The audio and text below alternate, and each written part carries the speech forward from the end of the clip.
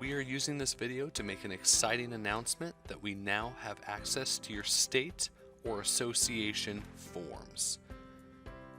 We are pre-mapping these forms for our clients so that they will be available to be used by any user in any transaction that has a checklist.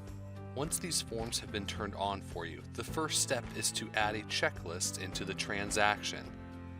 Once the checklist is there, the agents can either click Use Forms off to the right to access the entire forms library, or checklists can be built to have the forms already on the appropriate task, and the agent will just have to click the Use Forms button on whichever form needs to be sent out.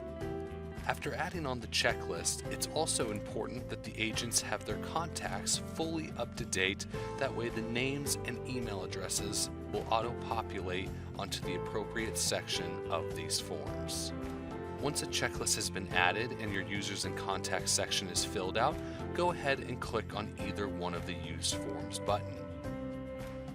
If the forms have already been assigned to the checklist, they will appear on this list here. If more forms need to be added, or if your broker wants you to choose the forms individually, you can click Add Form, navigate to the correct forms library, and choose the correct forms. You will only have access to the form libraries in the state in which you are active. Once you've chosen the correct form, you then hit Next to move through the process.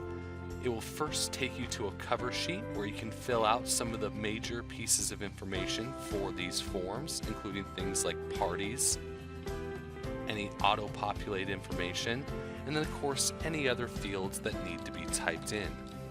If you prefer to fill it out on the PDF itself, you can do that in the next step. Once you've filled out the cover sheet and you hit Next, that'll brings up the page of who signs this package. If certain signatures are not needed, just remove the roles that are not needed.